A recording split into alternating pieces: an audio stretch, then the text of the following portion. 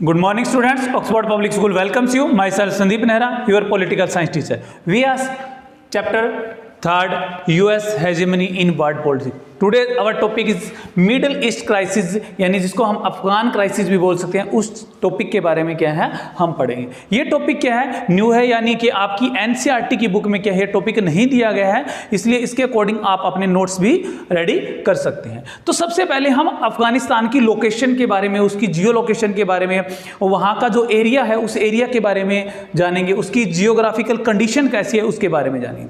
तो अफगानिस्तान मेनली क्या है, किसी कंट्री के क्राइसिस के बारे में पता करने से पहले हमें वहाँ की सिचुएशन का पता चलना है। सबसे पहले वहाँ की लोकेशन कैसी है, वहाँ के मतलब नाइबर्स कंट्री वगैरह कैसे हैं। तो आपको पता है ये अफगानिस्तान का मैप मंगाया, यहाँ पर अफगानिस्तान है, इसके ऊपर जो उस टाइम यूएसएसआर के पार्ट होते थे, आज अलग अलग कंट्री बने हुए हैं, तुर्कमेनिस्तान है, अजबेकिस्तान है, तजाकिस्तान है, ये कंट्रीज क्या है इनके साथ इन्वॉल्व हुए हैं। यानी ये उस टाइम क्या था, अगर हम 91 से पहले की बात करें तो ये यूएसएसआर के पार्ट होते थे, जो आज इसकी बाउंड्री लोग, यानी आप इसको यूएसएसआर का पार्ट भी बोल सकते हो जब इसकी स्टार्टिंग है क्राइसिस की। अगर हम इसके साइड की बात करें तो यहाँ पर क्या है, ईरान है। इसके अलावा क्या है, इसकी जो बाउंड्री लगती है पाकिस्तान के साथ लगती है।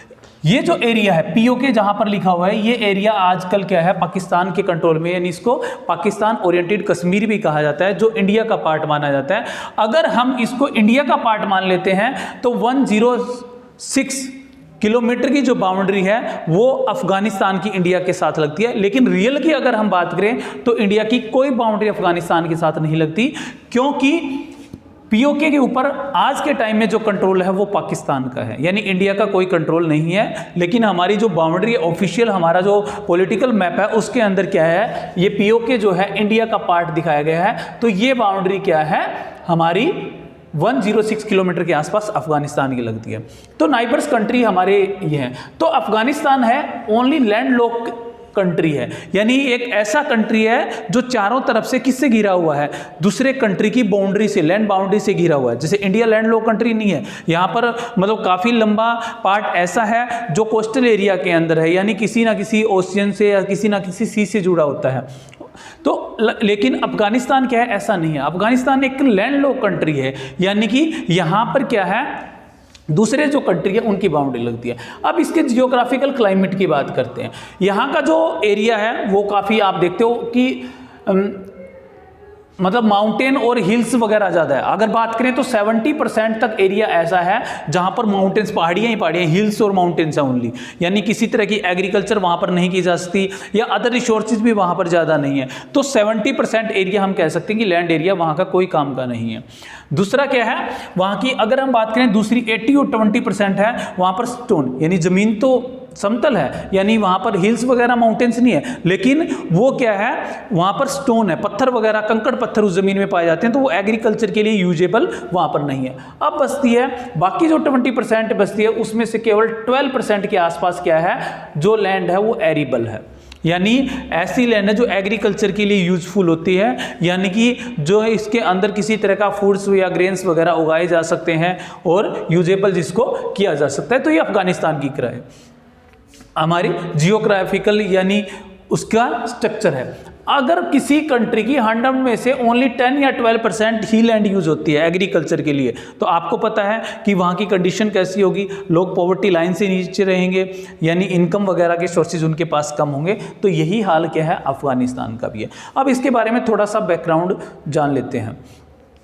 जो अफगानिस्तान है हमेशा से इंडिया और यूएसएसआर के बीच में एक बफर जोन का काम करता रहा। अब ये देखिए इंडिया है यहाँ, अगर ये पीओके इंडिया के कंट्रोल में होता है तो इसकी बाउंड्री 106 किसके साथ लग जाती है, अफगानिस्तान के साथ। इस पूरे कंट्रोल एरिया के ऊपर यूएसएसआर, पहले भी यूएसएसआर का था, आज भी ये कंट्री क्या है यूएसएसआर से बाहर ज़्यादा नहीं जाते हैं, यानी यूएसएसआर के फ्रेंड ही माने जाते हैं, तब उसके साथ इन्वॉल्व थे।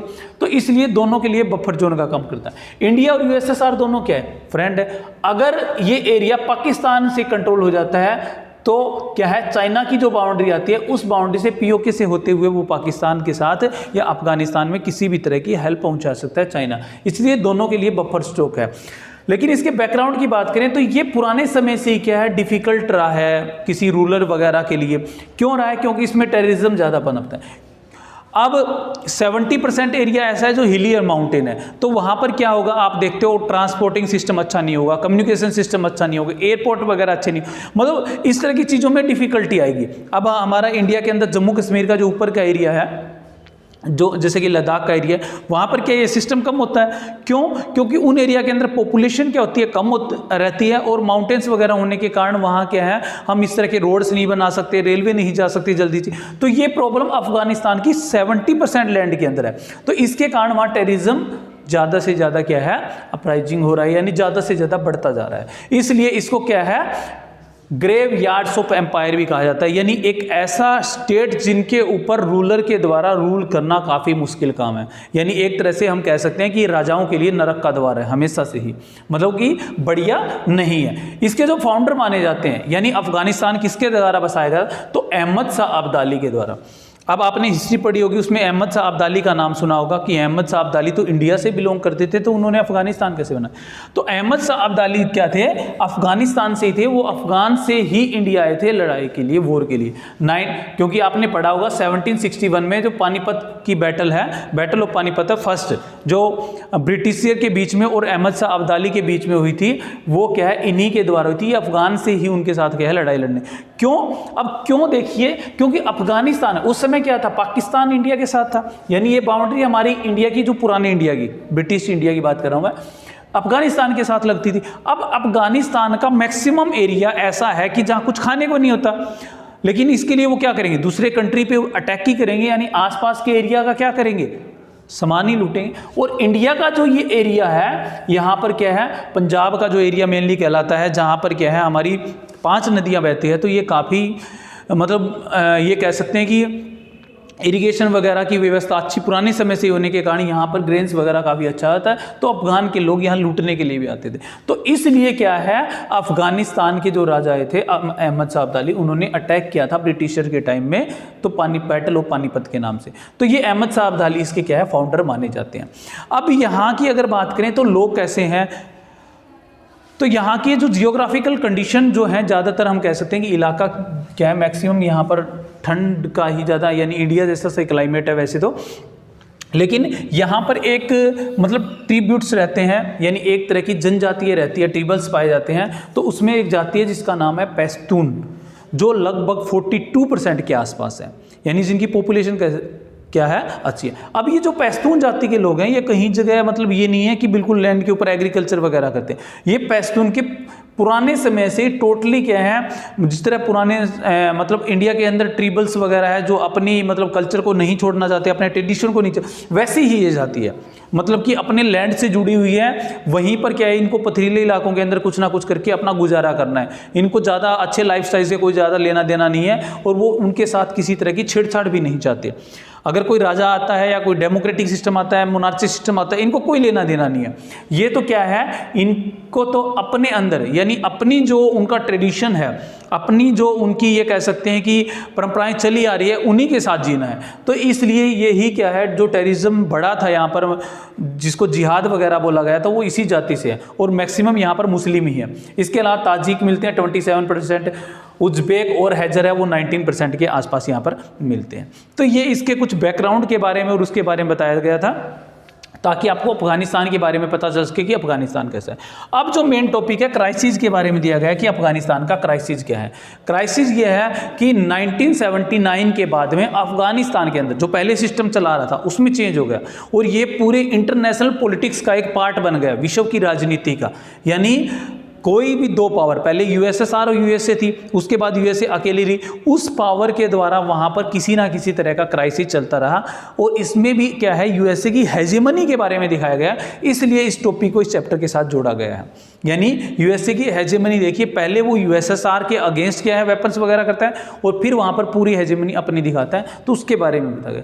जो अफगानिस्तान क्राइसिस है उनको 3 पार्ट में मैंने डिवाइड किया है, 3 पार्ट्स है। पहला पार्ट यूएसएसआर का है, यानी 1979 से लेकर के 89 तक क्या है, यूएसएसआर के का कंट्रोल वहां पर करने की कोशिश की यूएसएसआर ने, यानी अटैक चलाता रहा।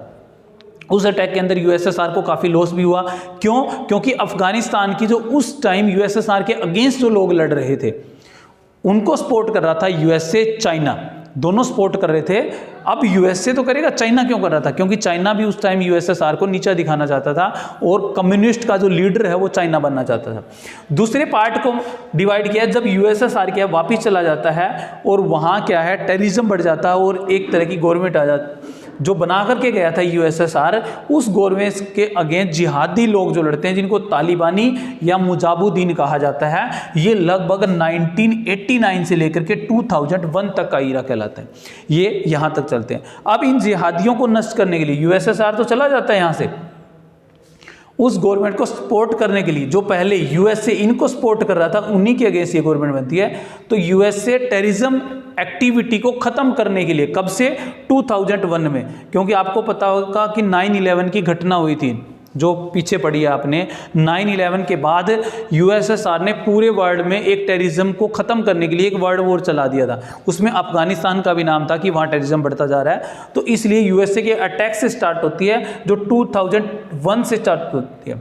और हम ये कह सकते हैं कि 2020 लिखा है, लेकिन हम इसको टिल डेट तक भी कह सकते हैं कि 2021 तक भी बोल सकते हैं इसको, यानी आज तक जितने क्राइसिस हुए हैं वो इसके अंदर आएंगे। तो ये इस तरह से अफगानिस्तान क्राइसिस को हमने क्या है 3 पार्ट्स में डिवाइड किया है। अब इनके तीनों पार्ट को हम क्या है अलग अलग नेक्स्ट लेक्चर में करेंगे। Okay, thank you, have a nice day.